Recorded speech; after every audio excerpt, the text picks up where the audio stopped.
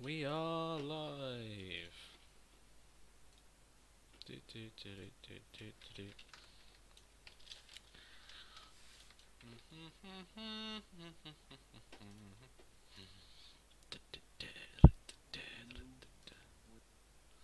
Boots and cats and boots and cats and boots and cats.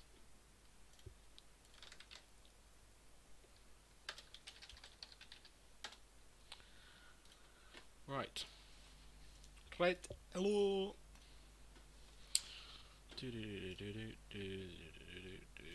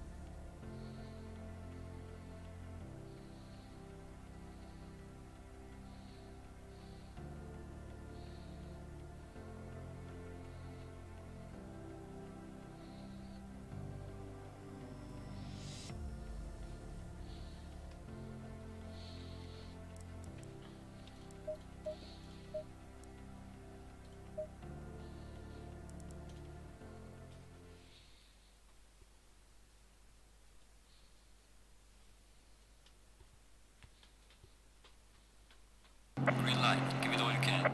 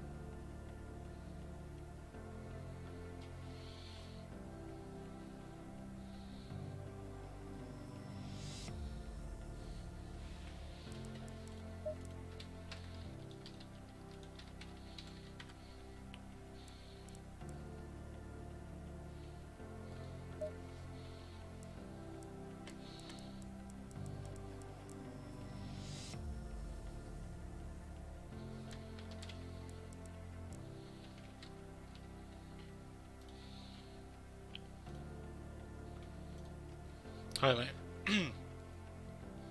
Hello.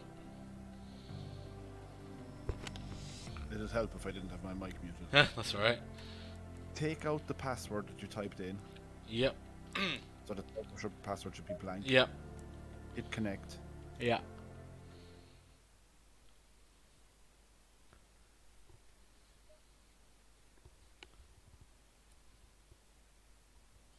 Green light. Green light. Show them what you got. Cool, I'm in now. You hit drive, you can skip through cars and shit, and F2 will go flip through the different overlays. You've a no HUD, and then there's a broadcast HUD. So what I do, I hit... Hang on, I can't Drive. hit drive, and then... Actually, I actually cannot... Hold on. Sorry. So I've got to go... Hit drive, and then what was it, sorry? It'll put you into whatever car you were looking at when you hit drive. Okay. Then you just press F2. Yep. And that should bring up an overlay. It should bring up a couple of different lanes. Yep.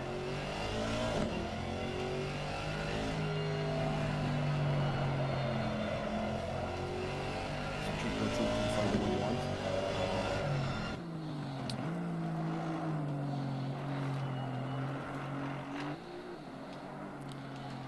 Okay. It's just not giving me the option to switch between cars like it did in the replay, is that?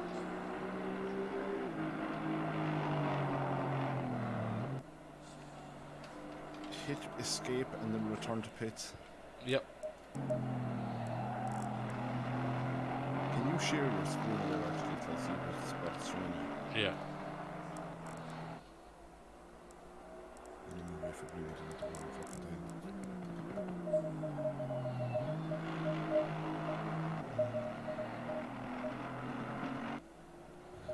you sharing your screen? I've got the stream up. Oh, you're on the stream. Yeah.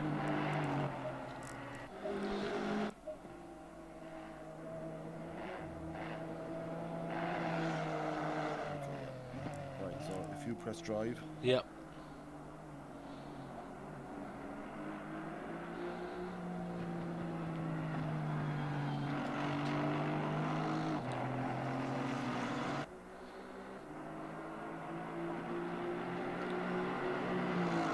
the stream represented behind reality. Yeah.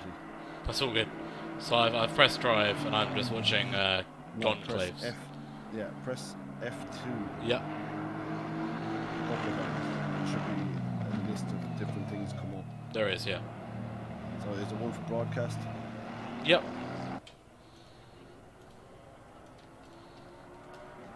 I'm on broadcast now.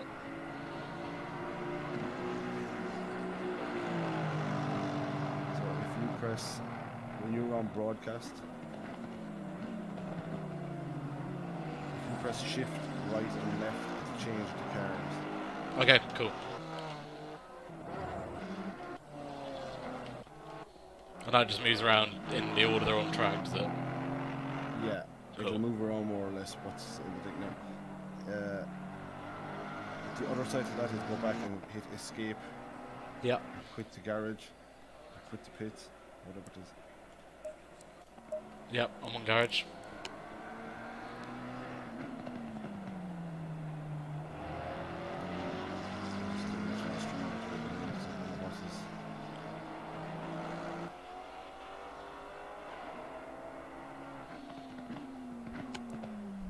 See, it's not showing you a time relay there at the top of it.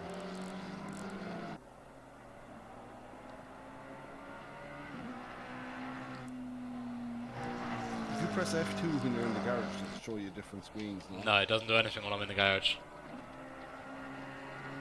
You can select the cars and see the gap there. Yeah, I can select the cars. So press drive again. Yep.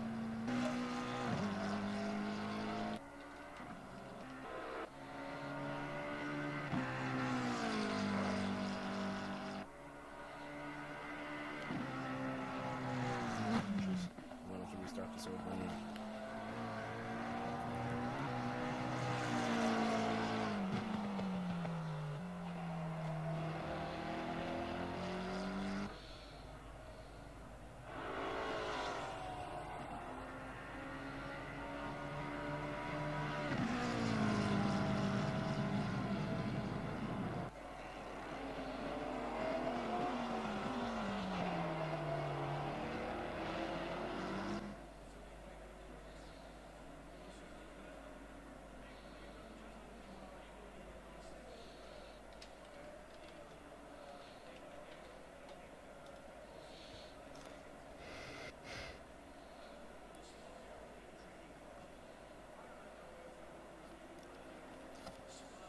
You're kind of Yeah, it's just totally died. The timer's counting down, but I've got no cars moving. The minimap isn't moving either. Yeah, you'll have to leave and join again. Oh man. I'm trying to think what's the best option. Have you a double screen setup now? No. Then I'd say just go into the broadcast and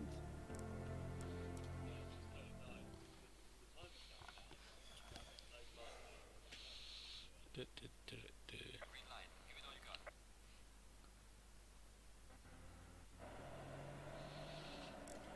Oh, okay, everyone's back in the pits now. yeah. So you have no password in there. So you hit join.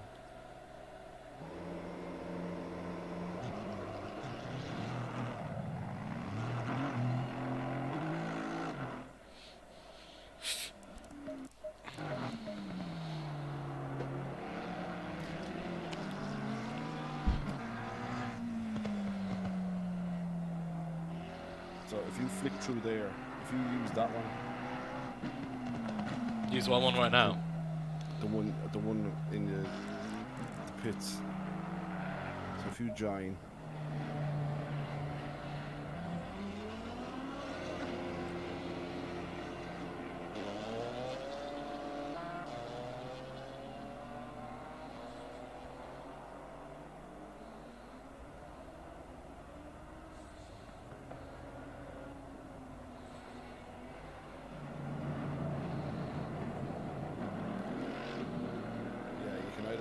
that way and just keep the track map on, and you'll see all the times between them.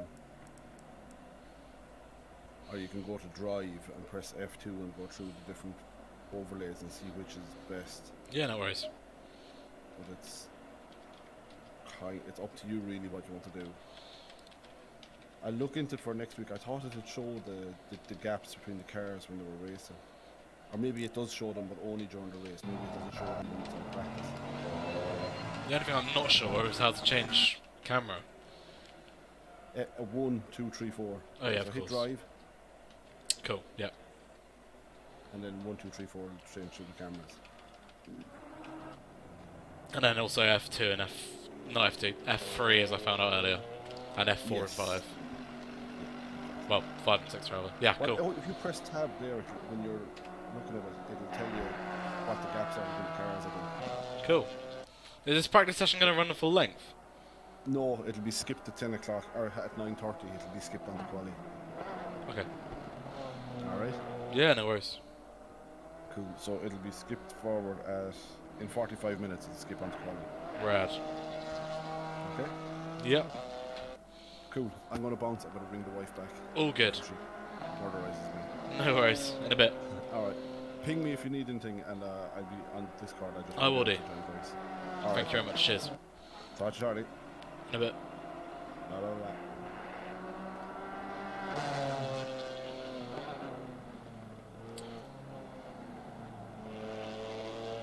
Right. Well, since we've got another half an hour until anything actually happens, I'm going to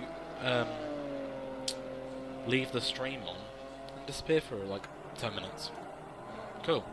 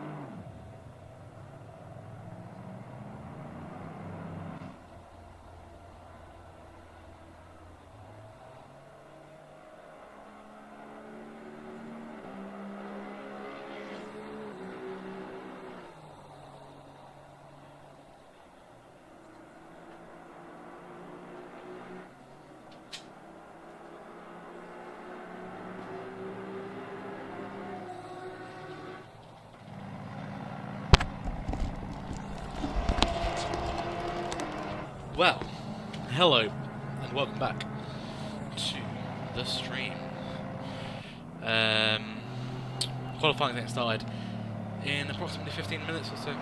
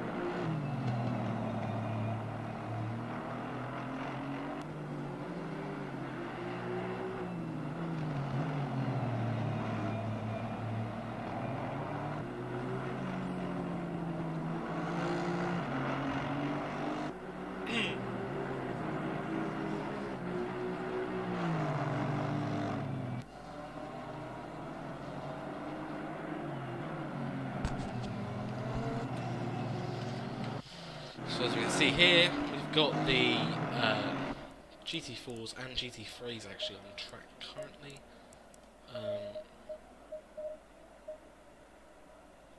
And they're just doing their practice runs just before we get into qualifying and then eventually the 55-minute however many laps that'll be raced around the Nurburgring this evening. Let's hop on board with some of the drivers, shall we? So, Nurburgring had a great run last time. Yeah, in the Golf-inspired Aston Martin Racing livery, was really pushing up there in that sort of high end of the top 10 last race out at Donington Park. Him and Tartan, I believe it was, had a real ding-dong battle throughout. And yeah, he'll be looking to sort of push on that momentum and make this race his own. Maybe even get the win. And it'll be a night race around the Nurburgring tonight, I believe. Track temperature is 9 degrees, so naturally in that region of Germany it's cold. Yeah, we'll just carry on cycling through some of the cars. Who else was in the big battles last week? We also had, there's Wayne Bennett. Yeah, he was pushing up there towards the just outside the top 10, I believe, from memory. Back to last week at least. And yeah, Mick Tartan was really pushing. I think he had a couple, I'm not sure if it was him or one of the guys who was battling, had a couple of offs. But yeah, he was really pushing up there. But in the there's a lot of cars stuck for here, and there's nowhere to select from them due to the way that it is built. We've got an off there for Michael Ridge in the McLaren Racing GT4 car. He's back and going again.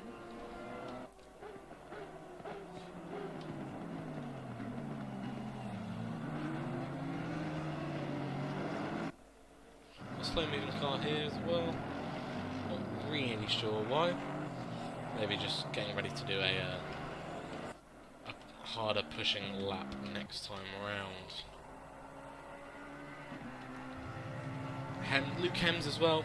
He's just gone out of the pits now, actually perfect timing. He was definitely one of the big names pushing towards that almost podium spots, the really nitty gritty bit of the top 5 as they get close to really where they want to aim for.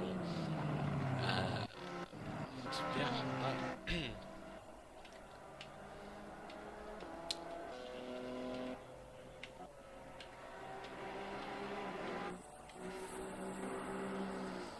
Just wondering if we're going to hop on board with.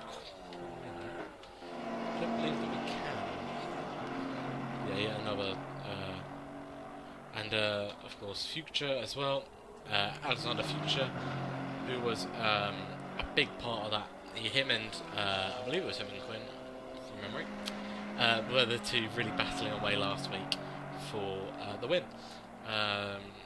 With Future dropping back a couple of occasions, but always keeping Quinn through.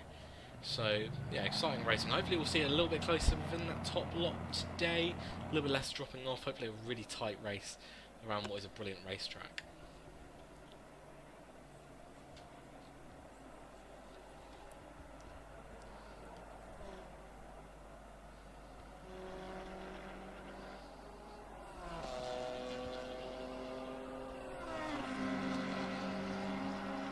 So yeah, as I said, for the new watchers just joined, welcome to round 2 of the Dgsr Season 4 Championship. We are just waiting for free practice to finish it. It should finish in around 5 minutes time, around 9:30. Then goes on half an hour qualifying session, in which we'll see the I believe it's GT3s out first and then the GT4s, and then we'll get into the race at 10 PM, 55-minute race around the Nurburgring.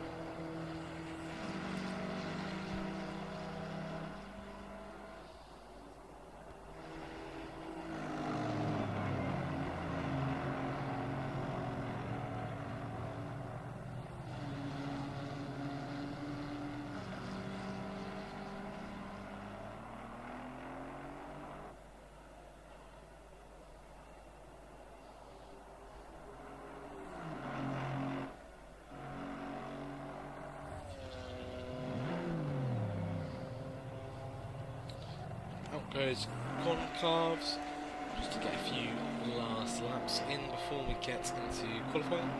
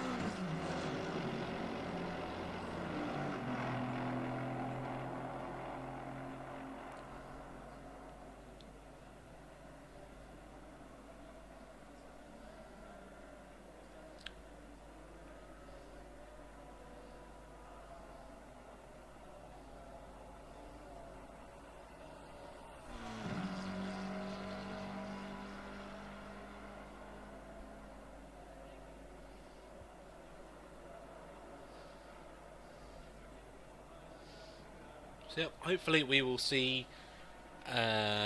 qualifying begin right nowish, or it might be in 7 minutes' time when the session ends. I don't believe so though. Most of the cars back in the pits now in preparation, just making sure setups are correct and that they are prepared for what is to come. We've got a few cars still out on track by the looks of it. Who have we got? Let's see if we can cycle through to them. We've got Jamie Swan, the Lamborghini, and we've got the Rocky in the Golf liveried Aston Martin racing car, as well as Mick Tartan as well, with that sort of top lot, and then a crop of the GT4s as well. A lot of the GT4 cars actually out currently. We're now on board with Gabriel Hauke, and the session has ended. So now we're going straight into qualifying. Line, give it all you can. And here we go. This is where it really matters then. This is the session. This is the qualifying session to decide the race order. for the race, which will start at 10 p.m.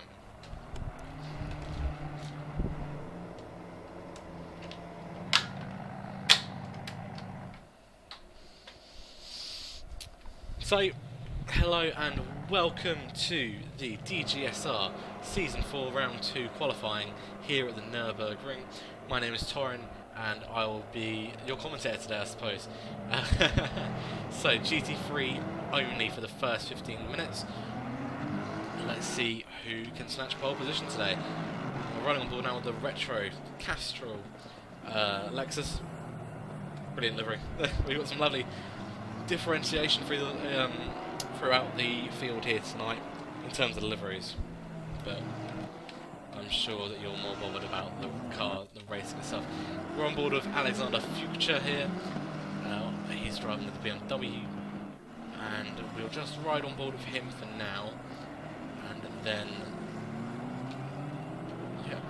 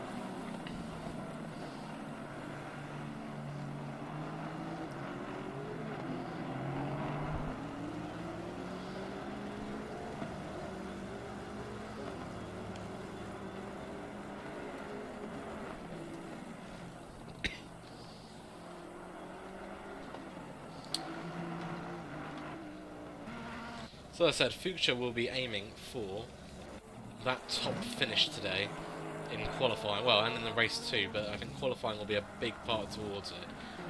If he can get his qualifying right, I think it will be a very close race. Beyond that, who else have we got? That's all the GT4s in the pit lane. I don't think there's any GT. We've got Denty on his way out now. And other than that, I think just about everyone else is meant to be on track currently is.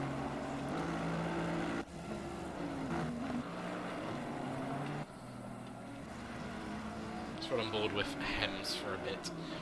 Just watch some of his lap here.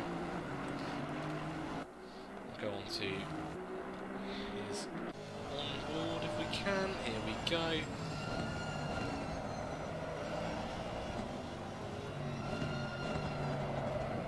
Smooth as you like through here. And you're going into this downhill section towards a hairpin.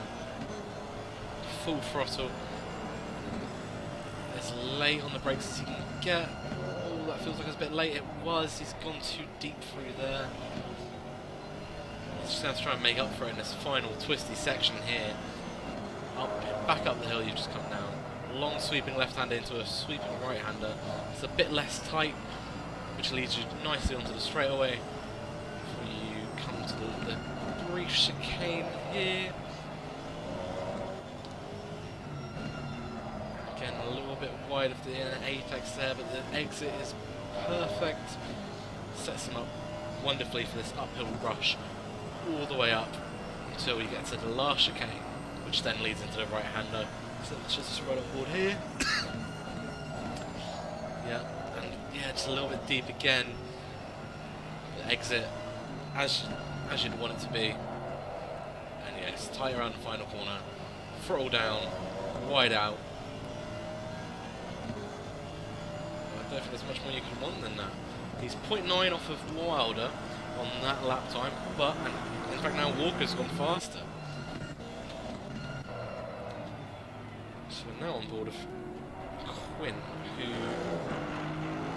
is arguably his title competitor.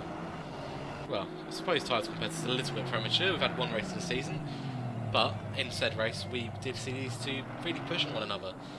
So let's run on board, not on board rather. Let's go to a helicopter shot here of Quinn and watch his lap.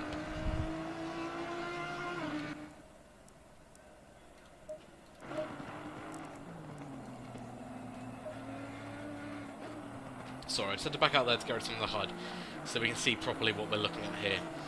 So, we've currently got the current top 5, Wilder, Walker, Hems, Nurburgring, then Cormac Quinn, who we're currently running on board with. And then we've got Alexander Fuchsia just behind him in 6th place. We've also got Mick Tartan, who is also one of the names I mentioned earlier from the first race. He's currently actually down in P8. So a little while off of these guys, but we've still got plenty of time left to go in qualifying.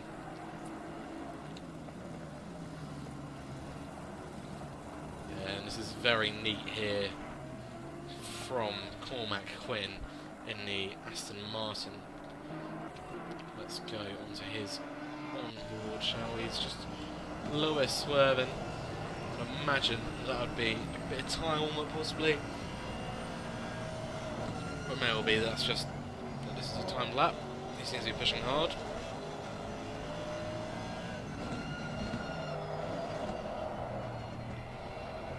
A little bit of speed loss there.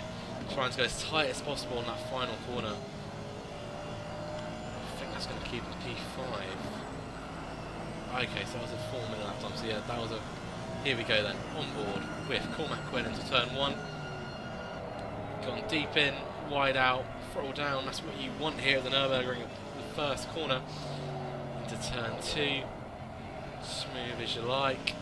Now we come to the first of many chicanes on this, or chicane type corners on this circuit. Tight on the left, throttle down, right. You can afford to go quite wide here to set yourself up perfectly for the first downhill section. Which we're coming up to now, the long sweeping left. It's very tight, he's carried a lot of speed through there as well. And now into the right, he wants to do the same, and he's just locked up a little bit, but he might be able to, and he has, he's managed to keep it on. And salvage that corner.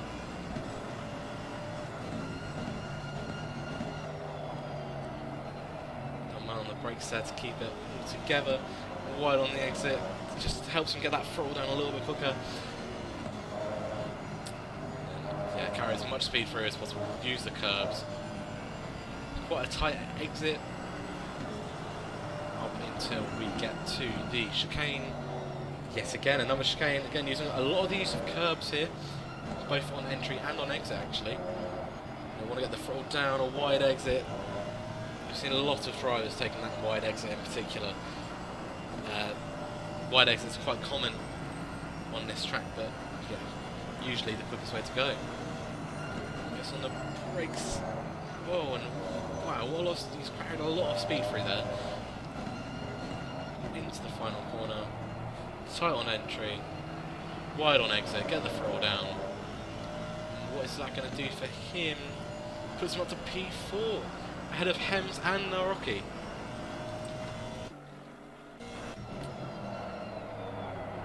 hop on board with Nurburgring now, who is now going to be doing a lap in response to Quinn, who's just gone above him in the standings currently.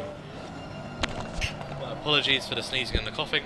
I cannot currently help it. But back to what's important. Nurburgring's lap time. So let's go back to. Let's go to a wider shot. Let's go to a helicopter shot. We'll watch him here all the way down to the hairpin.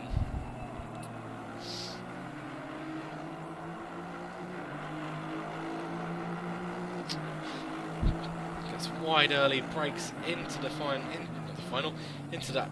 He's gone a little bit deep maybe, but he's really able to carry out speed for that wide exit all over the green curbing. And through the chicane. A little bit deep on entry there. He does manage to save it. A little bit of a wobble in mid-corner. Managed to keep it on the track though, and that's the most important part. Comes up now.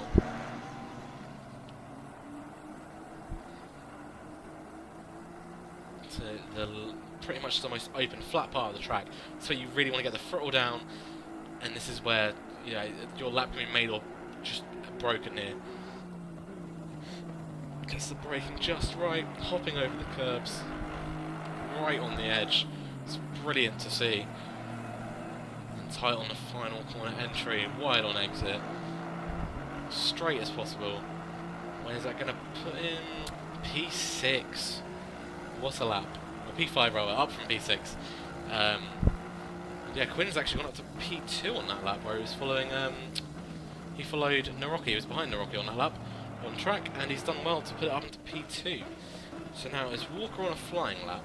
It says he's just done a 55.5, which is 0.4 slower than his fastest lap. So I don't believe he is currently on a flying lap, but we'll have to see. Oh, it looks like he is. Yeah, so we'll watch this lap from the passenger on board camera.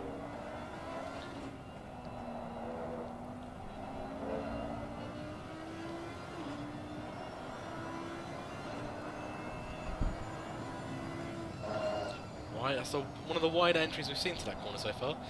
He's gone a little bit too deep. I think that wide entry can be really good, but he's just not quite got on the braking right, and of course on that sort of surface that's on the wide there, it's difficult to get it right. But what can you do here to salvage it? We've got an off just up ahead of him as well. I'm not sure who that is.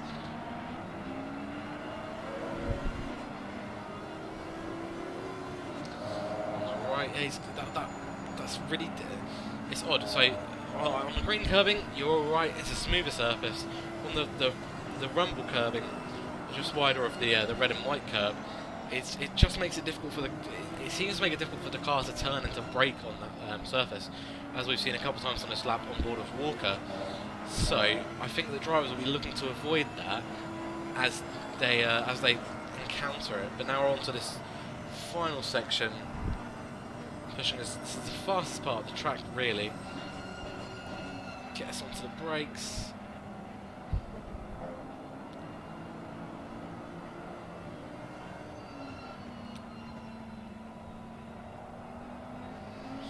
It's not going to be anywhere near his fastest lap, but nevertheless he's still in P5, and it'd still be a good result considering we're going to a 55-minute race. It's not a short race, and as Lewis Hamilton said, it's a marathon, not a sprint sometimes.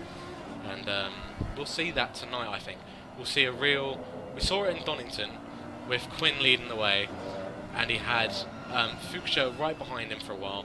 Fuchsia then dropped off to about 2.1 behind, and was battling then with the rest of the top 5. So realistically, this does happen a lot in GT racing. And it could happen again tonight, but who knows. It looks like Walker's going for another flying lap here to try and improve his position from P5.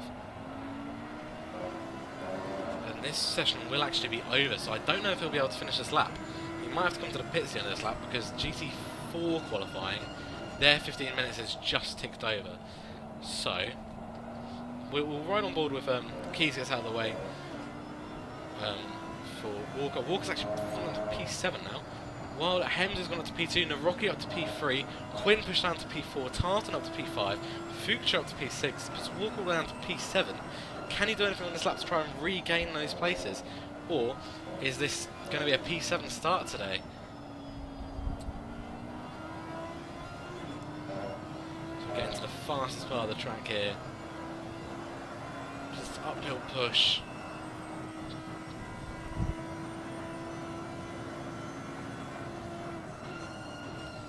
On the brakes, he's done really well there to keep it tight and tidy.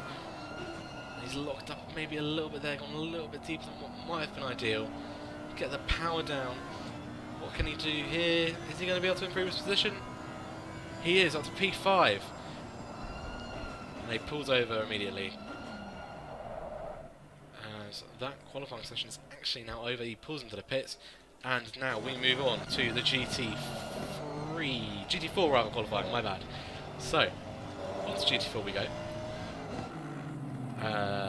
As soon as all of the drivers have finished their laps in the GT3, we've got the GT4 cars on track now. So, should we ride on board with it first? Let's ride on board with Edward Wilkins. So, with Cerberus Racing, and this would just be sort of the reconnaissance lap, bit of tyre warm up, getting prepared for that push lap. And if you're new to GT racing, these cars will not be mixing with those sort of top GT3 cars. They're going to be in, it's kind of like having a separate race. They'll be lapped every so often, but it's normal, it's the natural how GT3 and GT4 conjoined races work. So I'll tell you what, we'll put on the onboard, and we'll run on board with a lap with Wilkins, because I'm assuming he'll be going on to a flying lap.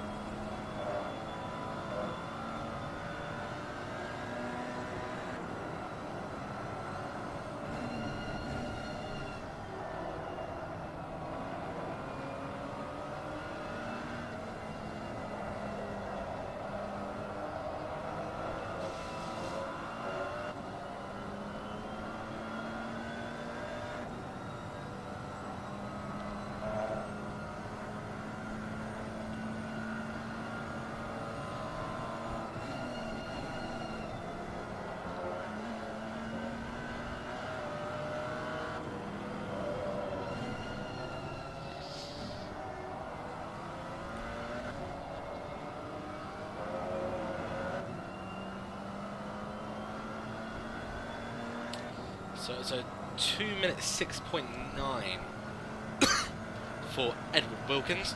So essentially the top, the last driver in GT3, if I'm not mistaken, should be Macabre.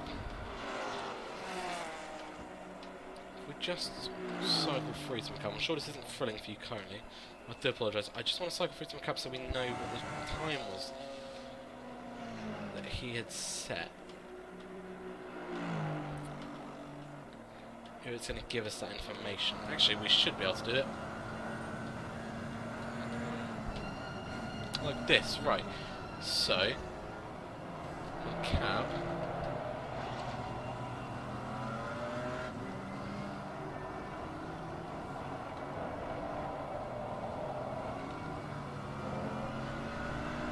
No, it does not want to show us, but that's okay.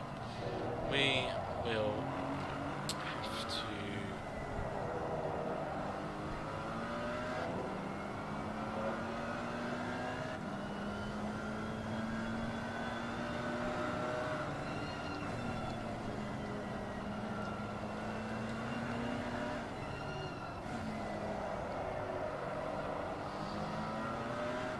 Quite a bill on that one, but that's fine. It's definitely not the end of the world. We just know that McCab is, and Wasserman, so Wasserman was a 205.0 rather, which is very fast for a GT3 compared to the fact that we were setting 150s in general in the GT3. So 2 minutes. 2 minutes 6, I believe it was, wasn't it? 2 minutes 5.0 rather. Gone and done it. What has Loverick set? Oh, we've gone off that. Come on, Stevens who went off. Try and find Loverick's time now, just so we know. Ah, so yeah, McCabe was actually McCabe was 159.6, so there's a definite possibility that with a fast time, the GT.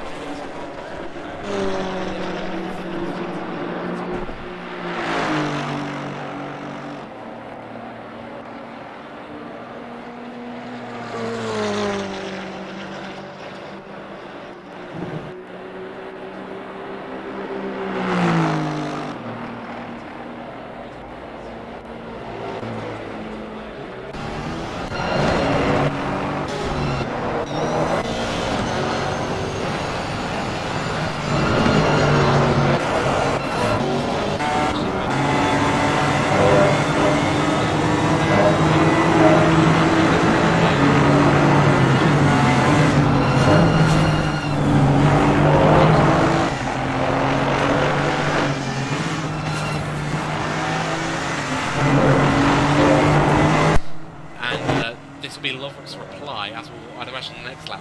So we'll sit on board with Loverick as well, just for these next couple of laps, just to see if he can get that reply to Townsend that he's looking for.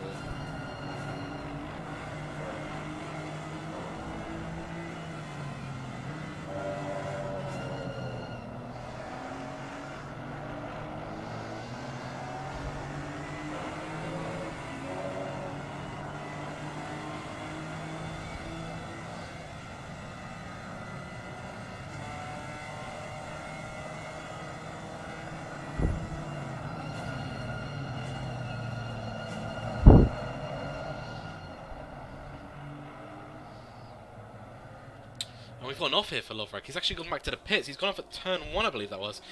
My apologies for missing that initially. So that his reply lap to Townsend is aborted essentially, because he's gone off. Let's ride on board. Oh, Loverick's straight back out of the pits though. So his last lap was a 2 minute 6.7. His first lap's a 2 minute 4.9. So Townsend is just marginally clear of that. So we'll see what can be done really.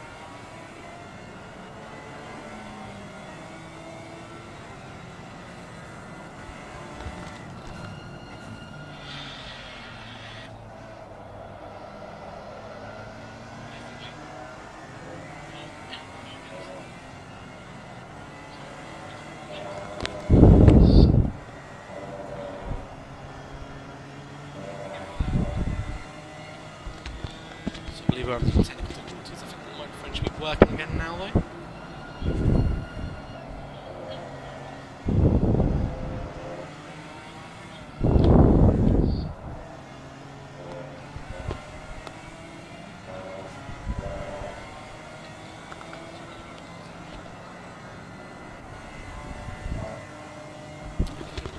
Good. I think we're going to drop out. It's probably my mistake where we were sitting watching the onboards with the audio, but we're back now, and we're on board with Lovrek on a push lap, where I believe he's had an off. Sorry, I've missed this lap where I was trying to sort out those technical difficulties. Let's see if he can do anything in the next lap to catch back up to Townsend, who's taken his position previously as a sort of pole runner. Got 3 minutes and 26 seconds left of the qualifying session. Who will improve? Who's going to start where? Let's see.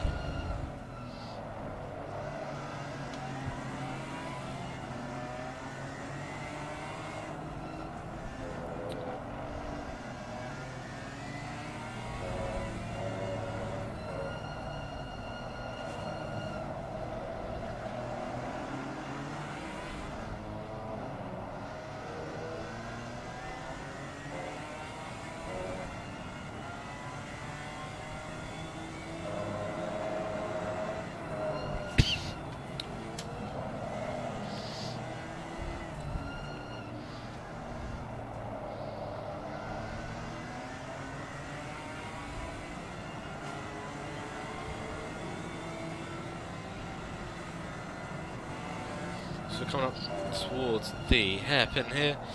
Crucial part of the lap to really get right, because this exit is going to set you up for the next couple of corners until the big braking zone, which then sets you up for your final 3 corners or so. So the wide entry, yeah, oh, he's maybe touched the gravel just a little bit there.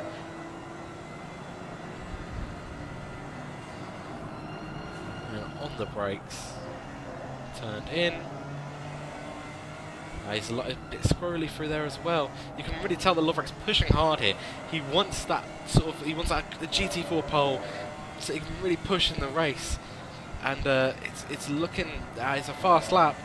He's got 2 minute, 2 minute 5-ish sort of window he wants to get into, but he wants to try and push it even further. Push the boat, make sure no one else can steal that from him in the last minute and a half of the session. What has he got to give here as he goes through the final corner? The run to the line. Is it quite enough to beat Townsend? It's not. It's a 2 minutes 6.6. So he's still 1.7 down on his fastest lap there. It's still great to be 29th, second of his sort of class, but maybe could have pushed for that few lockups here and there, and he's pulling off to the side of the track. Not enough time to really get another lap in now, and yeah, I believe he's probably quite low on fuel at that point. So let's hop on board with some of the other runners. So here's Townsend. Yes, it was a 104.5. So it was only 0.4 of a second he needed to find in the end. And we'll watch the end of Townsend's lap here, see if he can improve that, make it any more difficult for anyone to actually catch. Hauk has actually gone faster than Lovrek now. What sort of time has he set?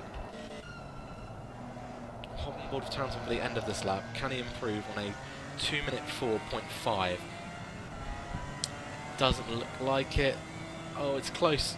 It's only 0.9 off. So, Hauke is the one we would like to see. What sort of lap time has he set? He's up to 29th. He's separated Townsend and Lovrek.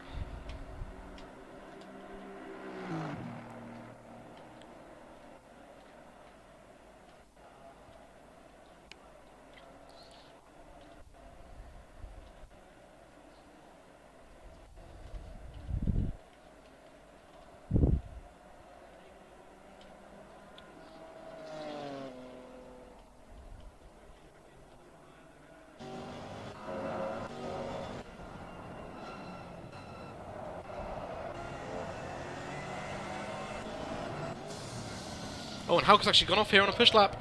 Oh, and that's his opportunity to take that GT4 pole away. He's off in the gravel and he's back to the pit lane. And what we wanted to know was, so, yeah, just off. He's just split. He's straight down the middle between Townsend and Lovrek. He only needs to find 0.2, 0.2.5, maybe 0.3 to really cement that 28th place. And unfortunately, he's gone off in a crucial part of the track, back to the pits, and the qualifying session's actually over now. So, we are almost ready for the big event, the race.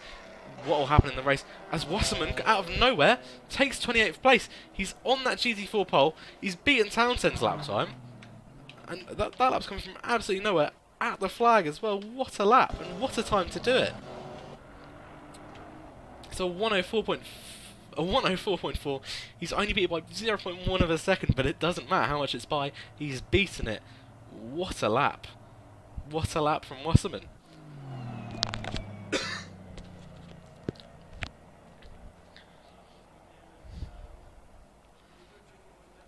We've got a few cars just finishing up their final laps after that slight rush right at the end there with just at the last minute. Hawker could have maybe taken it from Townsend.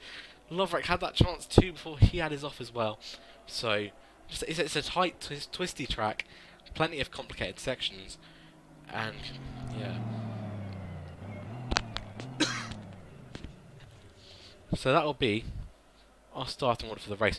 The session for the race will start in just under 3 minutes' time.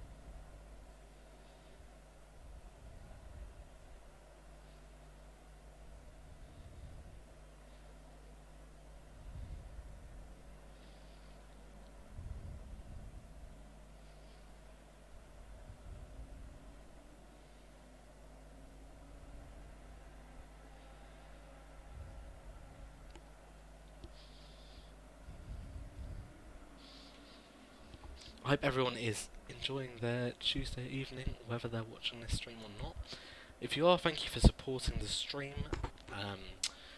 Yeah, it's my first time commentating, and we're about to, I'm sure, have an enthralling race, both in the GT3 and GT4 categories. A very tight qualifying session, very exciting too, completely non-stop. So just to refresh, because we've just had the GT4 qualifying, we'll go back up to GT3. We've got Wilder on pole. And following Wilder, we've got Hems, Naroki, Quinn, and then Walker. Tartan in 6th, Fuchsia in 7th, Dart 8th, Van Brabant 9th, and Hale. Hale rounding out the top 10. Just need to, very quickly... That's not going to work. There we go. Perfect. Reset the HUD. Make sure we are prepared for the race start.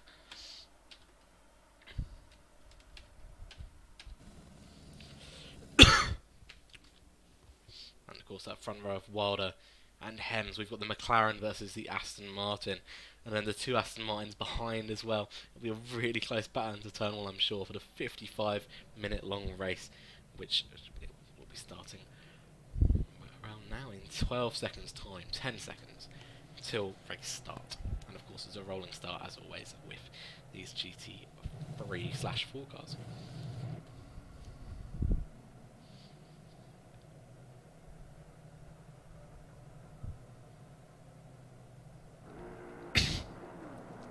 And the cars are rolling here. Let's move on to the helicopter camera. We've got Wilder really trying to push Hems here. He's trying to get his start just right. He's got to time it precisely where he wants to. He's gone now. He's stopped again right before the corner. Really wants to try and get inside the head of his competitor. As Quinn goes off wide, Quinn's gone off. So Quinn's gone off from P4. So now Nurburgring's got no one on the road with him. Yeah, he's got an easier start there. Certainly less pressure. And away they go. Wilder and Hems on the drag race down to turn 1. We've got the free wide here. The Rocky as well trying to get involved. Will he make a dive down the inside into turn 1? He does. He goes down the inside of both of them. He gets on the brakes.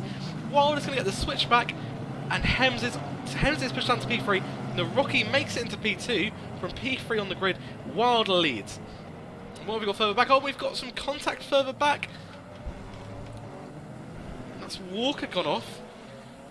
Pushed off the road by the looks of things. Quinn's dropped all the way down. Where has he dropped down to? We'll refresh after we get to the next sector. Then we'll get a more precise running order. Let's go back. Oh, we've got a bit of action here. Cars running wide everywhere.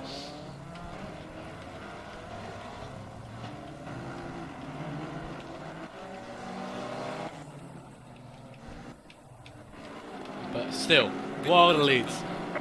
A quiet start for him. Nurburgring in second, Hems in third.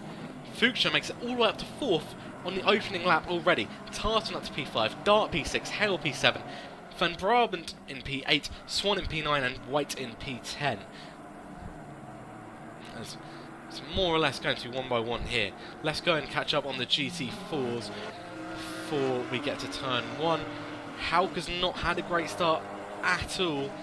And in fact Townsend leads the way from Wasserman. And then we've got Pichon there as well. So the two categories coming a little bit blended at the back there, with a few offs for the GT3s in particular to start with. It's really close here at the front. Nurburgring and Hems could have an opportunity here to, if they want to, make a move. Hems is caught right up to the back of Nurburgring, in fact. Let's ride on board with Hems here as he slipstreams Nurburgring down the back straight. He's got a bit of a gap to Future behind. He can afford to make this dive if he wants to into turn 1. Will he take the risk as Nurburgring did on lap 1? He doesn't, but Nurburgring makes the move on Wilder and goes deep. He's deep, he's into the gravel, and Wilder goes back through, takes the lead. That'll promote Hems to P2. Wilder keeps his lead here. And that'll be exactly what he wanted there, really, was he'll just want to keep control of this race. If people keep diving into turn 1, going deeper, it's not his concern. All he's got to do is keep his mind focused, keep himself... he's just got to worry about his own race, and no one else behind him. We're starting to see a few gaps to form here. So, Hems has made huge ground up from Nurburgring's dive bomb there, and he's right on the back of Wilder. Who else have we got here? Tartan and, I believe it's Tartan and Dart have got right up to the back of Nurburgring.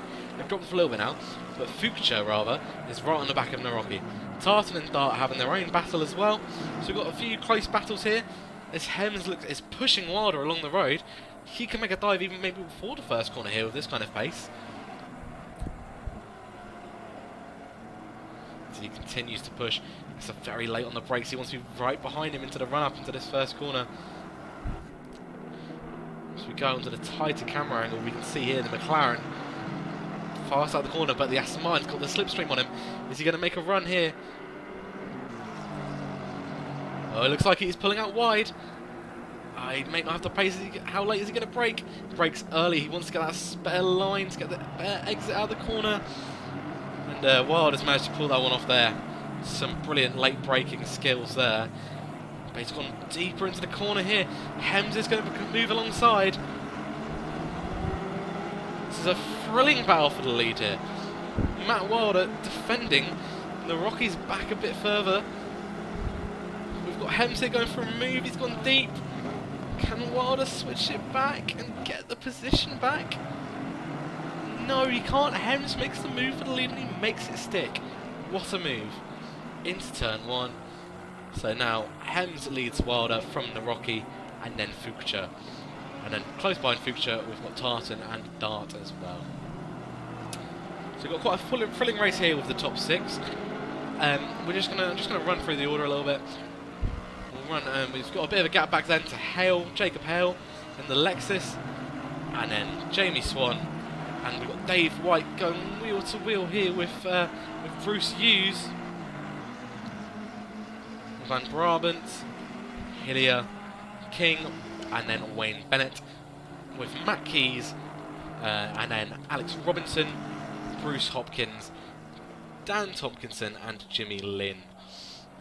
And rounding out, we've also got McCabe, who is currently under pressure from Townsend. Townsend's made the move happen, and as Patrick Haas as well is falling down, so McCabe and Haas are quite a bit further back than the rest of them, but I believe, yes, so McCabe is in the AM class, and I think Haas had an early off, so they're both trying to make up ground. So in the GT4 class, it is Townsend who leads the way, from Wasserman, and then Pichon, and then we've got Lovrek rounding out that sort of top four there. So let's go back to the front, see what kind of action we've got up top of the order. Coming back to turn one here, Nurburgring must have missed there's been an off. Look, we have a car no longer with this top bunch.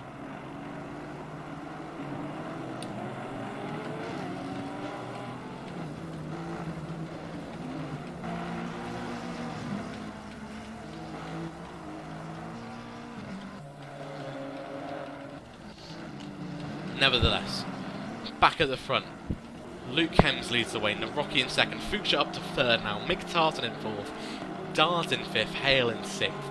That's your top six currently, the top five of which are quite close together on track. Let's go back to this battle here between Tartan and Dart. This has been going throughout the race so far, and it's been close. It's been close. It's hard to pick who's going to come out on top, really. They're catching up to Fuchsia as well, so this could become a battle for that final podium place here early in the championship. As Hems is pulling out quite the gap on Nurburgring now, who is and Nurburgring far ahead of Fuchsia, but Fuchsia will be focusing on keeping this position really, and just sort of having a stable race. So this is the battle we will watch here into turn one. Look how much ground Tartan's made up there in that one braking zone. He's lost it because he's gone too deep, not got the throttle on as early as Fuchsia's been able to, and Fuchsia is now, well, he's kind of running away with it a little bit. There's a bit of a gap forming. Tartan's have to start worrying about Dart behind actually by the looks of it, especially coming into turn one. He's in that sort of window where he could possibly dive it. Again, Fuchsia early on the brakes, playing it safe. He's got no reason to take any risks right now. See what happens here as we go down to the 47-minute mark. Fuchsia into turn one, and Tartan defending from Dart. He can't afford to make that move there. As much as I'm sure he'd like that final podium place, he needs to defend P4. We've seen plenty of off so far. There'll be plenty more to come, and he wants to be there to benefit from them should it happen. And if he loses the position to Tartan rather, being too risky here, he'd inherit P3, but he'd lose out on P2 if it was one of the top two as an off now. So let's move back to further down the top 10. White and Hughes, who are currently rounding out the top 10, are quite a close battle on the track. And they've got Van Brabant, Hillier and King in that 11th to 13th range, who are quite close to come on track too, actually. Then we've got this battle here. This is where Wilder is. So Wilder must have an off while we were running through the GT4 class, and has ended up all the way back in P15. He was leading for the longest time. Hems made the move, and possibly that destabilised Wilder's race and has caused him to have an off. It's dropped him down to P14. It's not the end of the world. This is a long race at the end of the day. There's 45 minutes left. And realistically, there's plenty more, moments to come in this race.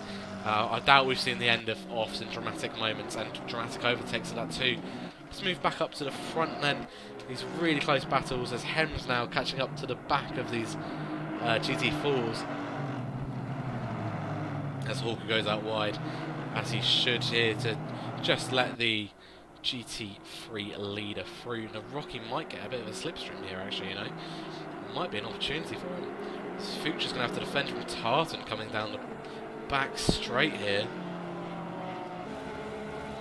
Now Future's got actually a bit of a gap now. He won't have to worry about defending from Tartan so much. Nevertheless, there's some gaps forming now. A gap between Tartan, Dart and Future, that battle we were just talking about a few moments ago, sort of equidistant from one another now, with Tartan in the middle. This is, you know, the ideal situation really. They don't want to be too close together in case one driver makes a mistake that causes the other one off. They don't want to be too far apart in case the driver makes a mistake themselves. In the middle of this time of a race, quite ideal. You can push later on when you're in those dying moments, and we'll start seeing those really risky moves come back out. As all three of them in this sort of small pack clear past Hauke and now catch up to Krajewski, who is also in a Mercedes. Up front, Lee Hems, a bit of a commanding lead, and since he's inherited that, since he made that move rather, he hasn't looked uncertain. He hasn't really put a foot wrong thus far. There's a long way to go yet, but if he carries on this sort of pace and this sort of control of his car and of the race, he's got nothing to worry about. Unless Nurburgring has got a huge amount of pace that he's just saved until later in the race, which of course is totally possible. But right now, it's looking, unless Lee Hems makes a mistake, it's looking good for him. Wilder's still down in P14. He was the early challenger. Quinn is down in P8. If we're just looking through who was really there last time at Donington Park. And this battle here is getting really close between Tartan and Dart once again. And I'm surely Dart's got to make a move at some point. He's maybe a little bit far back to do it on this lap. He's just got to keep the pressure on. He's gone for a wide line. Hopefully going to get that better line on the exit. He's got on a great run. Will he be able to make a move from it though? Not quite. Some brilliant driving there from Tartan, although Tartan's gone out wide. Dart's got the inside line. He's braked. He's seen Tartan move over. Great driving, great respect from both drivers there. And I'm sure we'll see plenty more of that not only this race but the season to come. As Cormac Quinn looks to catch up to Jamie Swan. This gap is definitely getting smaller or staying the same. He's not falling off. He wants to claw back these places. Not an ideal race so far. Qualified on the second row and off very early on. He's got to make up for it, especially in this early part of the season. But up top, Lee Hems keeping that lead in a comfortable margin. He's got Nurburgring behind. Future is quite far clear now of Tartan and Dart, who are having their own battle. So this top five coming a little bit more spaced out now. So we'll move back through the order. We'll go and catch up on the GT3 action. GT4 action rather. I will stop making that mistake as soon as possible. GT4s. Mark Townsend leads in the BMW. He leads from Wasserman, who's also in the BMW. He's caught up quite a bit. He's quite close behind now. And then Pichon's still in third in the Mercedes. Lovrek also in a BMW. So 3 out of the 4 places BMWs. Lovrek in 4th. And then we've got the Alpine of Streeton in 5th in the GT4 class. So of course it's 31st day rule, but I'm saying it as they go down in that order. So let's catch back up. Let's run back up through the order.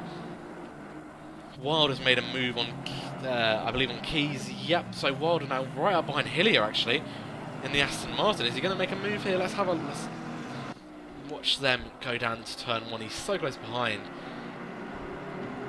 Got a real tight drafting, that slipstream going on here. Is he close enough? I think so. He's definitely braking later. He's gone for a late move. And Hillier's having to brake there.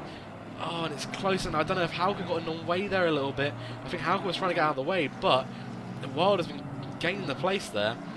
Nevertheless, and he'll now set his sights on King, who is... he's behind Van Braben. who's behind Hughes, and then Quinn a bit further down the road, who is now chasing after Jamie Swan still. Not able to get past the Lamborghini just yet. But Tartan and Dart still the same way round, but still battling away. With Tartan leading Dart. Will Dart down the inside into turn 1? We'll watch this on-board battle until after turn 1, because now they're catching up to some lapped cars. It's going to get really exciting on this lap here. Or Tartan might be able to clear. Wilkins here with Dart 2. He hasn't, and that little moment there, yeah, look at the gap that's formed there. He's right up behind Fuchsia now, though, because of these lapped cars. It's not an ideal track for lapping cars, it's very narrow.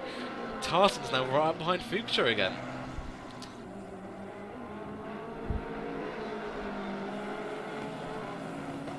Look at... Tartan's great, it's late braking, he really makes up some time. If he can get the slipstream down here like we just saw Wilder get, there's Wilder up to P12 now. He's dropped off quite a bit. That BMW looks quicker in the straights. Yeah, and then Dart still keeping behind Tartan. He's done well to make up the ground that he lost due to the lapping of cars, but Fuchsia, he's got to keep his eye on his wing mirrors here because it's looking quite close. He dives down the inside of the McLaren GT4. All three of them get past the McLaren there.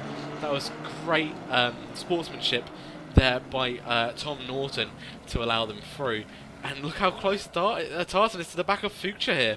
As we're going down towards the hairpin, we've got another lapped car in the way, or the soon-to-be lapped car of Denty in the McLaren. He goes off wide. I believe that was probably to let the cars through. He goes back quite tight, nearly gets Dart in the process. But here we go, Tartan right behind Fuchsia. He's not going to make a move here. He doesn't have the speed to. But he might get him on the way back through. He might indeed. Right on the bumper. Oh, he's not going to go side by side up through this complex, is he? He's looking for it. And Fuchsia cuts across to not give him that opportunity.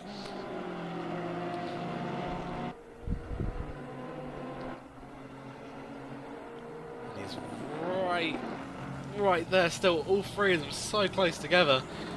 And this battle for the lead is very close again now, actually, as well. Hems and Naroki, once again, looking like they could have a battle here. It looks like Dart is actually maybe going to make a move on Tartan here finally. No, he doesn't quite have the speed to. But we'll watch the top two here. Naroki, Hems has got a bit of a gap now to Naroki actually. So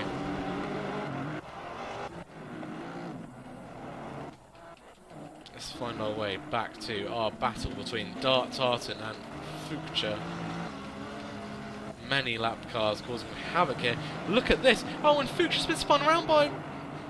Oh, who's he been spun around by? By Lynn. Lynn has spun Fuchsia around. Fuchsia's lost out. He's no longer in third. He's not in fourth and he's not in fifth. He is well down the order. That'll finally promote Tartan up to P3. Puts Dart into P4 as well. We've got a bit more contact going on up ahead as well. We've got Kral and I believe that must be Guard, yeah, going at it a bit there. But yeah, Fuchsia well down the order now. That's such a strange incident. I'm glad we caught it there on camera.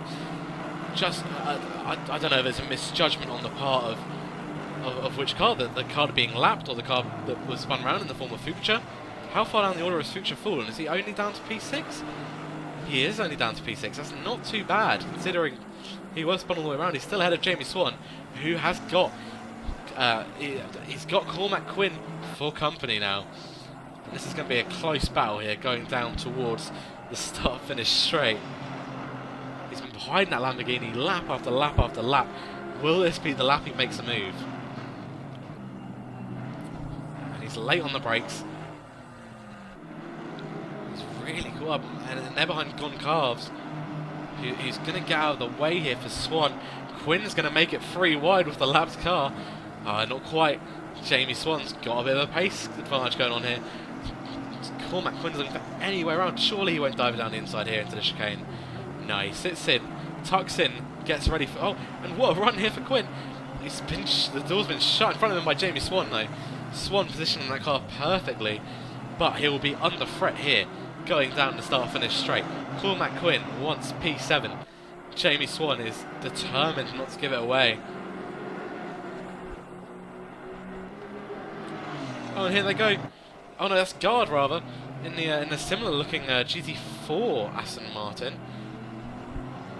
And actually, Swan's managed to make some ground up on Quinn there. They're not as close as they were before, and so we'll move back to just looking at our battle at the front.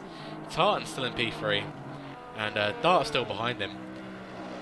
So nothing's really moved around there. Hale was promoted to P5 of course as well when Fuchsia was spun around. He's still a little while off, few seconds behind Dart, and that battle between Tartan and Dart has sort of died down a bit since Fuchsia was spun around. I think that that Tartan's really got his eyes on catching up to Nurburgring now, as he's falling behind Hems by quite some margin. But Hems, as we said, and we've said a few times now on this broadcast, in control. Ever since he made that move, he looked like he's had the pace while he was behind even. And we are 20 minutes into this 55-minute race. And Lee Hems is leading the way by quite some margin to Nurburgring behind, who's struggling to get past Streeton here in the Alpine. Finally gets past him, but he's lost a fair bit of time there. And actually, Nurburgring's gone over the curves, and Streeton would have been within his rights to make that move back. Will Nurburgring come up on the camera here? Just about in the background, but that's quite the gap that Hems has pulled out now. And then yeah, this Tartan and Dart battle. We can see here that car in front is Tartan, it's Dart in the car we're watching in the centre of your screen. This gap is beginning to form. It looks like Tartan's maybe had some pace all along that he wasn't able to pull out while Fuchsia was ahead. Now he is, and they are catching up to another lapped car here, who is in fact Tim Streeton. Yeah, he's not made it as easy as some of the other lapped cars have, but he's within his rights not to compromise it. But blue flags, and he does in fact let Tartan past. Will Dart have the speed to get past as well? He does. So it is Tartan and Dart once again, third and fourth in this battle. Nurburgring some distance off of Hems at this point.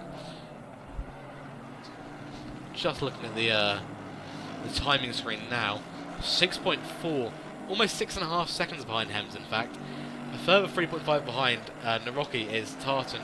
Dart only 0.3 of a second behind on that lap, and then Hale a further 4.5 off of Dart. So it's really a battle for the top two, and well, really, Nurburgring's a while off the first now. It's not even really a battle for the top two. It's a battle for third and fourth. We'll see if anyone else gets involved in that battle as the race sort of rages on. Quinn's still stuck behind Jamie Swan. It's not what he wants. Wild is up to P10. He's making some serious moves here in that McLaren. Will he be able to break his way further up into that top 10? Maybe even get into this battle for the top 6 at some point. He's got 31 minutes left to do it. And he's got the quality to do it. He's shown it in qualifying. He's shown it, which of course is a little bit different, but he showed it last time out in Donington as well, in the early phases of the race. Just how the pace he can have when he really gets to it. And yeah, Lee Hems rather, out in the lead. Not much to worry about for him really.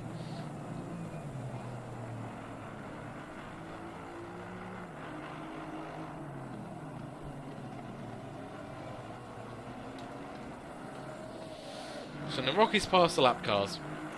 He's now back being the next car on track to Hems, but he's still 7.6, yes, 7.6 behind. That's when the lead's now 12 laps into this race, the top 10 in fact, 12 laps in. And yeah, the gap between first and 10th, so Hems to Wilder rather, yeah, it's quite the gap, all things considered. We're used to seeing quite a close top 10.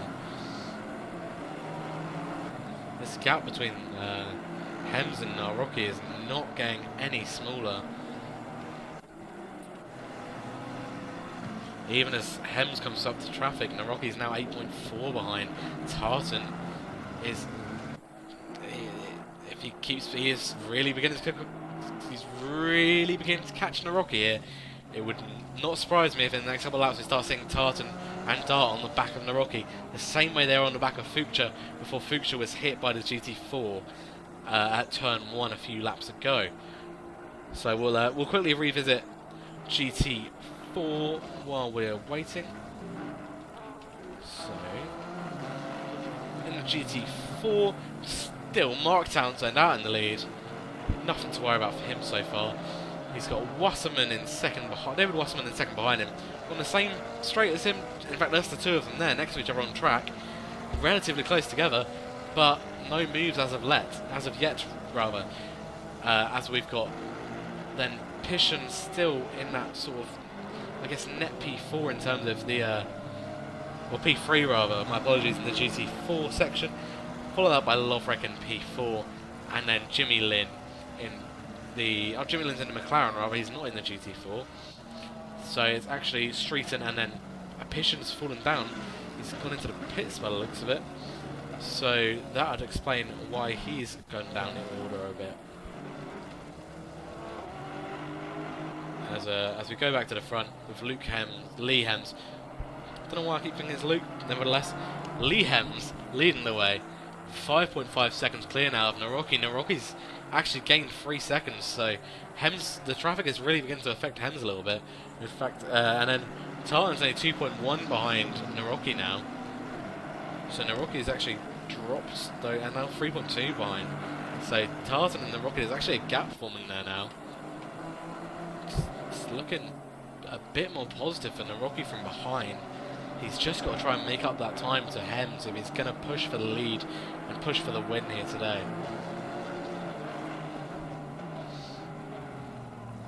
So, the clock ticks down to 28 minutes remaining. Pit window is open for 27 of those 28 minutes. And it's, still, Lee Hems leads the way. Naroki in second. Tartan in third. Dart fourth. Hale fifth. Future in 6th. Swan 7th. Hughes in 8th. Wilder in 9th. And then Keys in 10th. So Wilder, in his pursuit to try and get past Jamie Swan, has actually lost the place to Hughes in the Bentley. Which is it's an odd one because he's been pushing so many laps right behind that Lamborghini. And now it's a bit of an odd situation there. Halfway through, not over yet. Halfway through the race, as we hear on the team radio there. And we watch Mick Tartan go towards the first corner.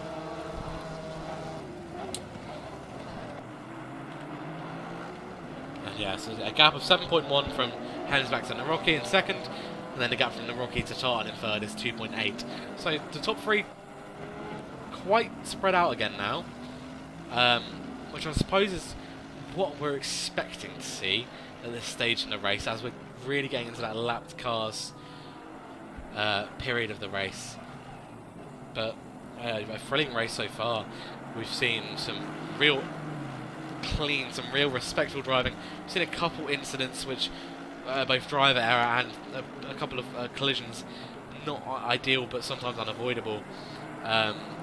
It's pushed Fuchsia. Fuchsia could be in this battle for the lead at the moment. He definitely had strong pace. Look at these lapped cars Hems is coming up to here. Now Rocky's still some distance back. He's got nothing to worry about, but still he's really having to fight his way through it.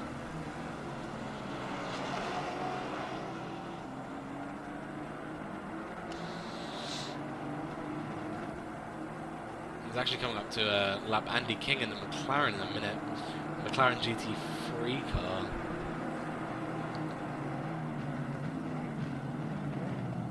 Oh, that's a dive and a half from the GT3 Porsche there on the Mercedes. What a move. If that was for move, for position, it was a great job. And then we've got Hems moving past the lap cars, pushing on to another lap.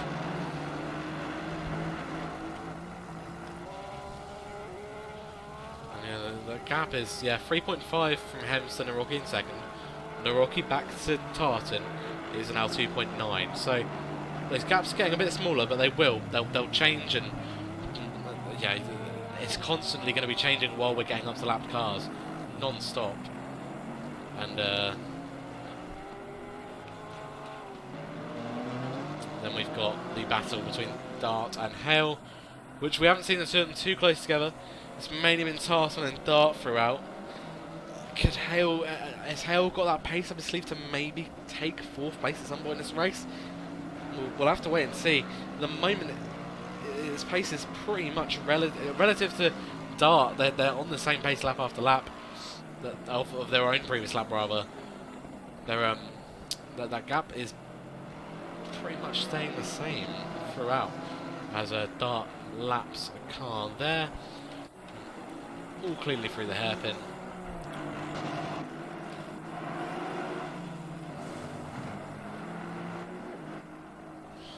Move back to Liam's lead.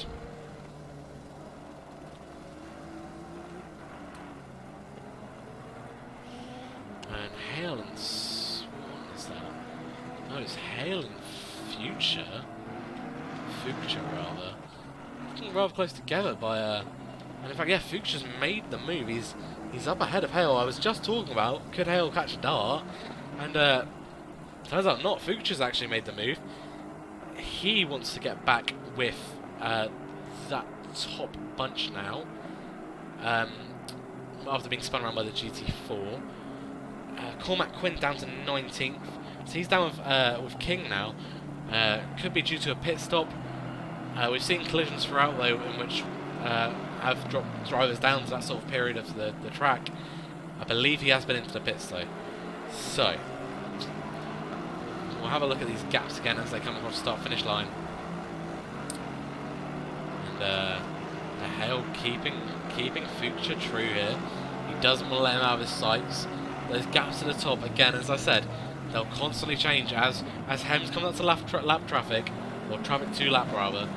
The Nurburgring and the Assamine behind is going to gain a bit of time and lose a bit of time when he's got past the traffic. Tartan the same. He's 3.0 behind Nurburgring now though. Could we possibly see him move soon? The closest battle we've got currently in these GT3s is this one between Future and Hale, and it is really close now as we go towards the hairpin. Hale wants that P5 back. Look at the wide line, look how wide he's gone into that corner there. Just trying to find any way to try and get a different line to Future, maybe even a better line. That's what he'll be hoping for at least. And could it happen here at the hairpin? No, he's too far back, surely not. And there's a lap car in the way now too. He clears the lap car of Krajewski and continues on chasing Future. Let's have a quick catch up of the GT4s then, while we're waiting for a bit of action at the front. Townsend still leads from Wasserman, then Lovrek, and then Streeton. And as we did briefly touch on, we're seeing drivers starting to make pit stops and falling down the order. And as we say that, Speak English goes into the pit lane, and he's pitting from 17th in the Castrol Lexus. Cormac Quinn's gone back up to 15th place. And then, yeah, I mean, we'll start to see drivers pulling into the pits around now, you would have to imagine. As we're getting towards sort of, it's not the latter stages just yet. We're not going to see too many risks taken yet, I wouldn't have imagined. But nevertheless, you never know. This is GT racing at the end of the day. We see risky moves all of the time. Speaking of which, we've got Future and Hale on the very same bit of tarmac here. This battle looks like it's really going to heat up over the next couple of laps, so we'll keep an eye on it. Because I think that Hale's really got the bit between his teeth here. He wants to try and catch back up to Dart, that's who he's been battling with before this. And he won't want to be stuck behind Future if he thinks he's got better pace.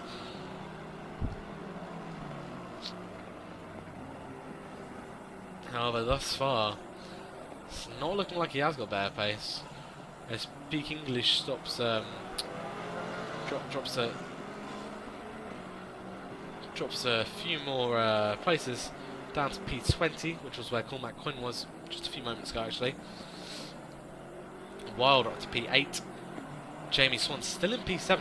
Very impressive, the amount of cars that have moved around. Jamie Swan still in P7. Possibly lucky 7. Maybe it'll come to him here at the end of the race. He'll somehow take the win.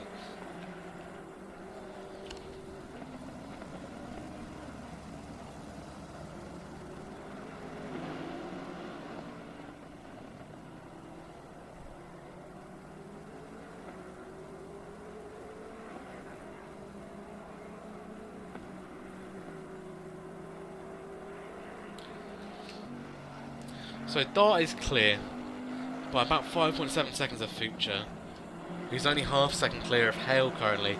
This battle is really close here. Let's hop on board with Hale if we can, and we can indeed. Let's see who makes a move here on Future down the start finish straight into turn 1. We're into the final 20 minutes of this 55-minute race around the Nurburgring. We're riding on board with Jacob Hale for Red Rocket Racing. He's going to try and take that wide line and switch back, I think, on Future. He's maybe just braked a little bit too late to try and make that work on this occasion. But he might be able to get a better line through here than Future can. Future looks like he's very assured of himself here.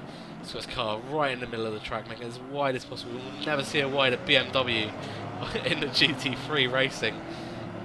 And yeah, he keeps onto the position, but Hale is caught right up to the back of him here.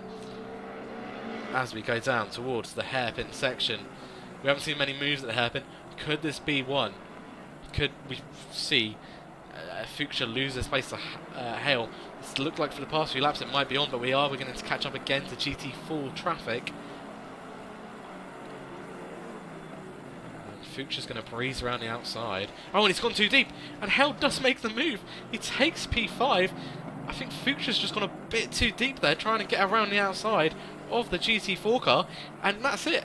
As I said, would we see a move at the hairpin? We do, and Future's off again. He's hit another GT4. He's off into the gravel, and this could be awful for his race. This is can he get back out onto the track? It's unbelievable. It's the second GT4 of the race that he's had a collision with. He does get it going again, but how far down is he going to go? That looks like it's Wilder going past him there in P8, so that puts him down, well down the top 10. Just wow, what a moment there for Future yet again. Now he's going to have to deal with all this traffic catching up to him while he's going slower. Yeah, it's not good. Look. Yeah, P7. So, nope, yeah, P8. As I said, that looked like Wilder went past him in the orange McLaren. It was indeed Wilder. So Future's down to P8. That promotes Hale finally up to P5, where he's been fighting for a lot of the race. And Future's going to come into the pits now. I don't know if he's got damage on the car or not. He's pulling into the pit lane nevertheless. It's so unfortunate for him. He's really looked like he might be able to fight for the win here today. 2 collisions have really cost him.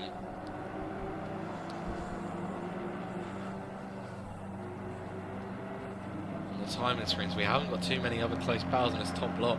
Walker and Hopkins look like they're about to have a bit of a battle, but yeah, the top 2 still in the Rocky. 4.6 off of Hems and Tartan, 2.4 off from the Rocky.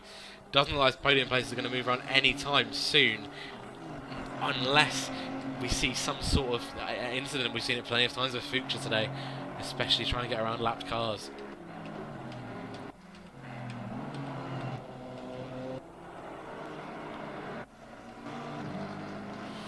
Right on board with Matt Wilder. A bit of an odd race for Wilder, but he's up to P7 again now. Jamie Swan, as I jokingly said earlier, spent more or less all race in P6 despite being battled with almost constantly. It's now up to, or P7 rather, it's now up to P6. If he holds on to, or Jamie Swan rather, my mistake, he spent all race in P7, now up to P6. Will he hold on to it till the end? I wonder. With Wilder behind, and further up the road, we've got this top 5 who it doesn't look like they're going to move around. 3.8 back from Hems is when the Rocky currently sits, and then 3.1 back is Tartan.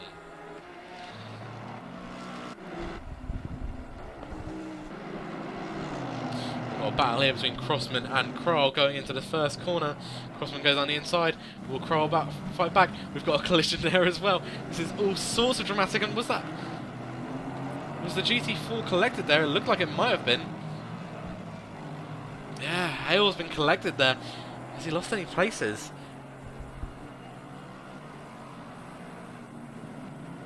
He managed to get going again, more or less without too much hassle.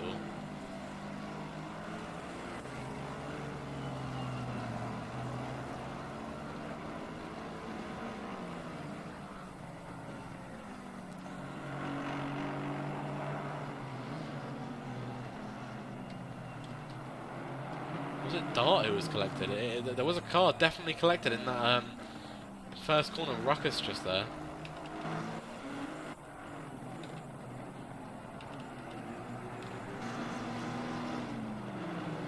We've got another car around here. This is carnage here in the final 15 minutes of the race, and they collide as Crossman tries to re-enter the track in the BWT Mercedes. Wow. Non-stop action here at the Nurburgring. There's Nurburgring now 1.2 behind, and yeah, Dart has fallen quite far off of the top three now. It's looking completely out of the question, the hill battle there. Just wait and see what that deficit is currently. As we've got Jamie Swan here in P6. Ooh, and yeah, Hale's 0.6 off of Dart. So let's go back up to the front of the GT4s. We've got Wasserman in the lead still from now in the lead from Townsend. And then Lovrek and then Streeten. So Lovrek's moved back up into that third position. And we'll see how that goes. The rest of them as Jamie Swan comes into the pits. Wilder in the pits? It does indeed look like it is. Yes, Wilder and Swan in the pits here with 13 minutes to go. Dart as well, Hems as well. Lots of late pit stops here. This could really shuffle up the order a bit. It's going to give us a really exciting last few minutes. Rocky now takes the race lead. He's inherited the race lead from Hems. Tartan up to second.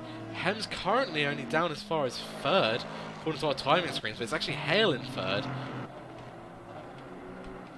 How far out is Hems going to come out behind once our timings have reset, once I get to a split point? But here's Rocky in the lead of the race with 12.5 minutes to go of this 55-minute race around the Nurburgring. And Hems is indeed P4 as Dart comes into the pits, or still is in the pits rather. This will all refresh. As soon as these drivers hit one split point, we'll know the completely correct order of these cars.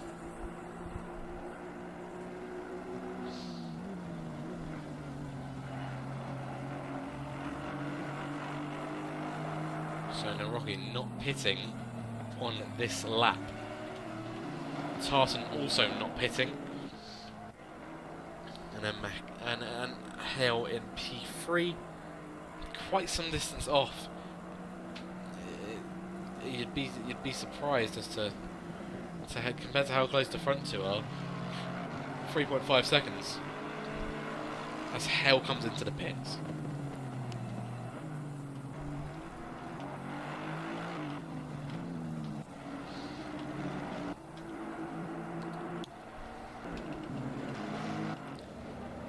Hale's pit from third.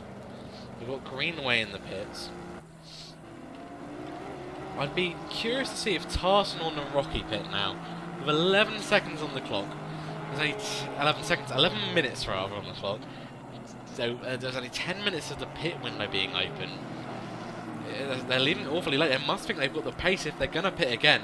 The Hems won't be able to set faster laps on after pitting. Oh, and the Rocky's gone wide at the hairpin. Tartan's not going to be close enough to be able to pick up the pieces from that. And he's battling through laps cars, and the Rocky's gotten away. Maybe a little bit lucky there. He's going to want to have gotten all of that out of his system now with that hairpin mistake. He won't want to be doing that again, especially now Tartan is clean behind him. And he looks like he's going to make the dive here on the GT4. The GT4 McLaren gets out of the way sensibly to allow Naroki past in the faster GT3 Aston Martin car.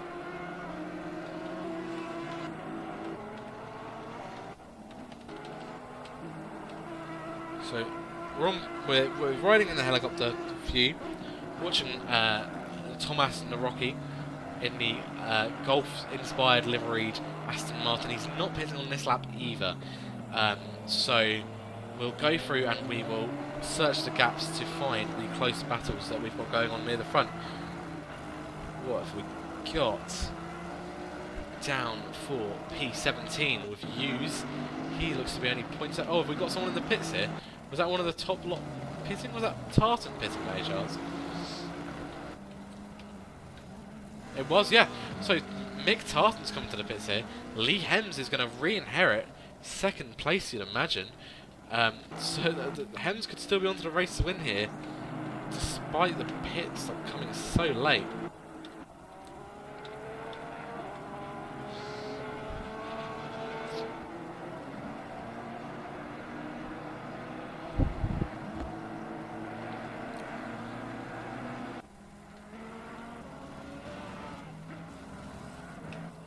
So just outside that top 4, we'll just run down the top 10 quickly.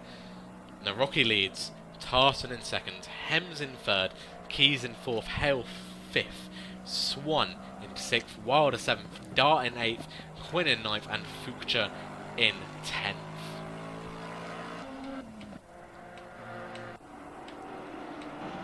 As we get towards the really closing stage of this race now, this is where it's really going to need to be made count.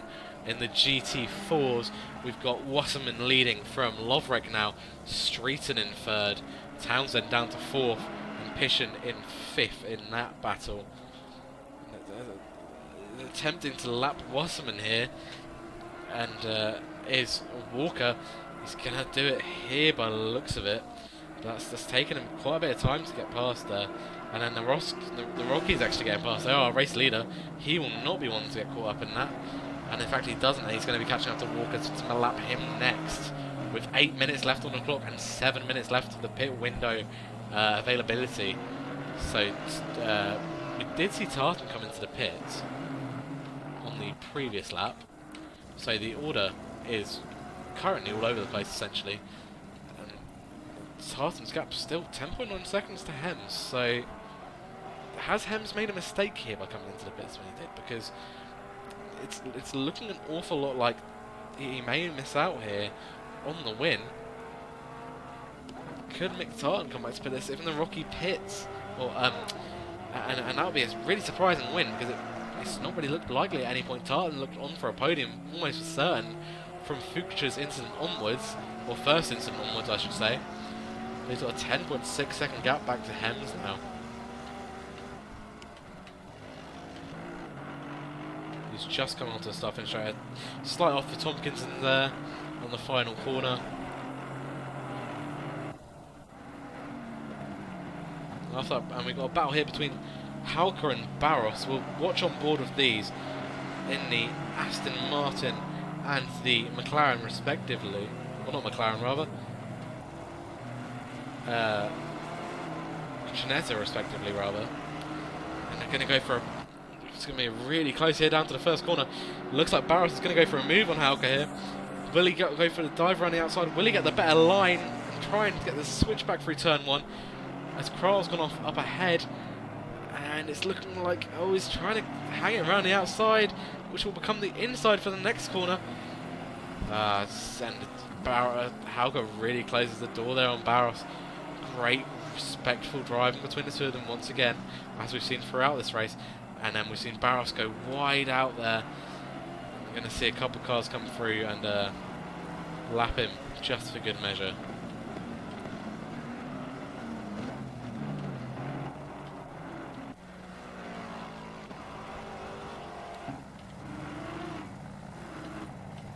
So back up to the front go. Narocki has finally pit with only 5 minutes and 45 seconds left of the race.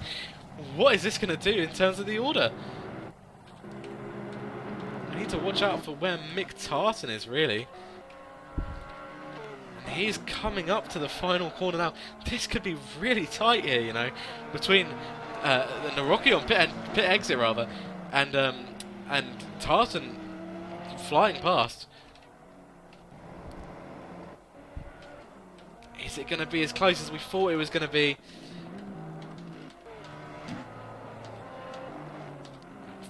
The Rocky's just coming out of the pits, and Tartan's just behind. This could go right down to the end, you know. Tartan's gone a little bit too wide there in turn 1, but Naroki's only just up ahead of him. There's one car between them on track.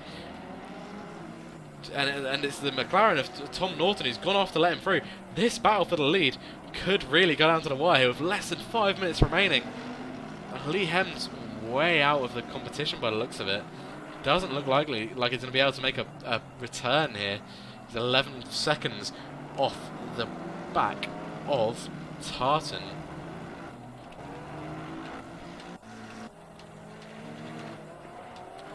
Tartan clears the traffic. And Rocky back out in the lead after his pit stop as we get to the last 4 minutes and 20 seconds of this race. Tartan on the same piece of tarmac. This could get really exciting if Tartan can really open up some pace and unleash it here for the last 4 minutes of this race.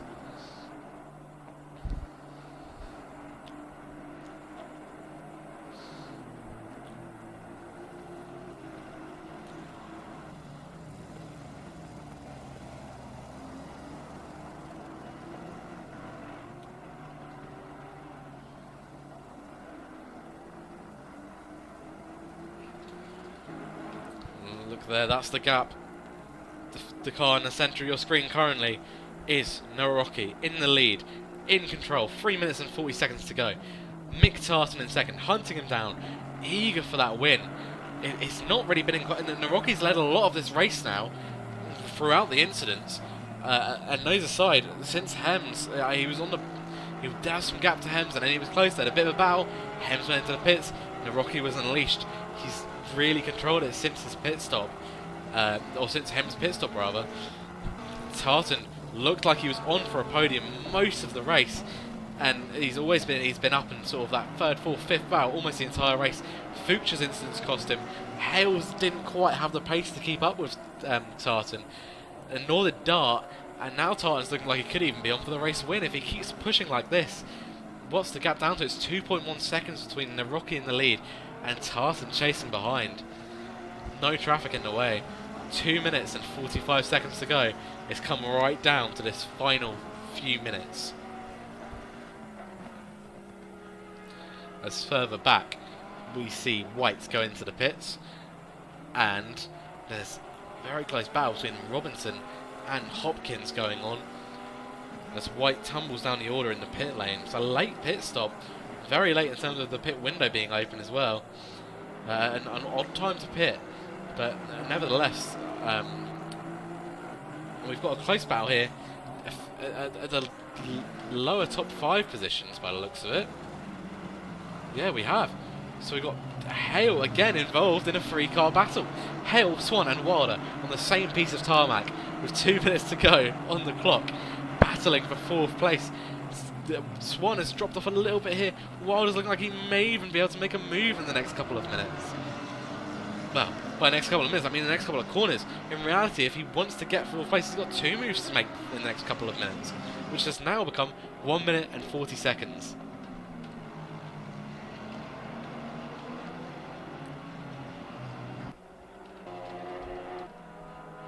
So back up at the front, Tartan still 2.3 off of Naroki.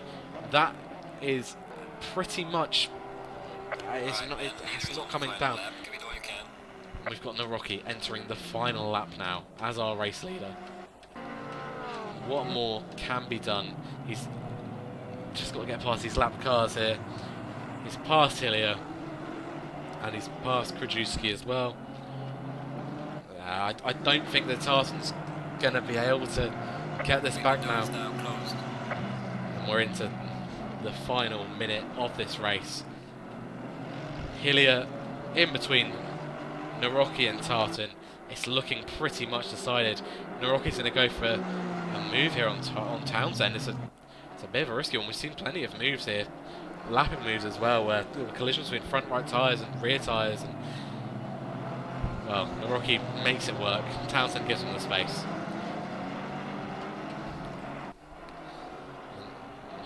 Wilder still on the back of Swan. As I said, I don't think that move's going to happen. I think that's probably it decided. Tartan is really close behind Naroki now, though, on the track.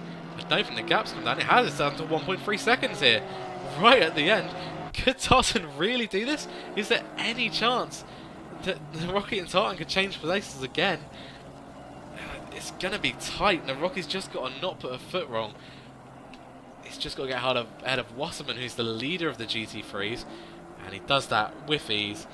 Wasserman's not going to put up a battle here. Lets the leader through, and I think that's it decided. Really, I think that yeah, Tartan too far back now. And as he rounds the final corner here of the 55-minute race around the Nurburgring, the winner of round 2 is Thomas Naroki in the Aston Martin number 889 car. What a win for him. Mick Tartan comes home second. It's looking very likely that Lee Hems will come home third. And he does now come home third. Not an ideal end to the race for Hems. He led it for so long. He had the pace, and it's just unfortunate he hasn't quite managed to... the strategy, the pit timing, whatever it was, he's still holding to third place. Brilliant drive from the top 3 today.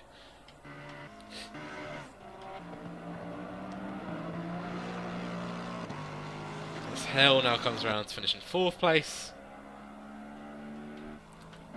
Swan in 5th and Wilder in 6th. They were close till the end. Cormac Quinn P7. Dart in P8. Fuchsia. What an unfortunate race for Alexander Fuchsia. It really looked like he might be battling for the win today for quite a while. Bounced back, and on his drive back to the front. Oh, and actually it's very close between Fuchsia and Joswick. Fuchsia's going to hold on to 9th though. It's really unfortunate for Fuchsia. Just 2 incidents completely out of his control, really. I mean, we didn't see all of them. First one looked like a racing incident, but you never really know. It's a bit of a misunderstanding. You've got the pace difference between the 2 cars as well. And yeah, he's ended up P8 at the end of the race. With Joswick in 9th and Van Brabant rounding out the top 10.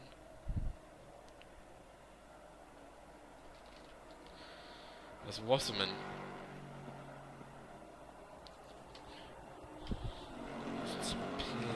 yes. So as of the standings that we've got here, it looks like Wasserman won the GT4 race. Townsend in 2nd. Yes, Townsend... No. Oh, we've had the penalties added to Wasserman now, so we no longer have the provisional standings. I can't actually scroll up any further. Wasserman forgot to make a pit stop. He was in the pit lane and it must have closed while he was stuck. Or perhaps, maybe it's, we'll see in post, maybe he did make a pit stop, maybe he didn't. Maybe it's a game glitch, but he had 130 seconds added on. He thought he'd won the category, and he's ended up a fair way down the order. I think that must be sort of somewhere around P... So, Pichon 3rd, Hauke 5th. Somewhere around P8, the lower end of the top 10 when he thought he'd won it. It's an odd one, but yeah, it's great sportsmanship between the drivers and great racing.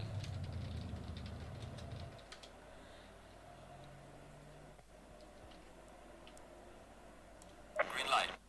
So, thank you for watching. Hope you enjoyed, and have a good evening.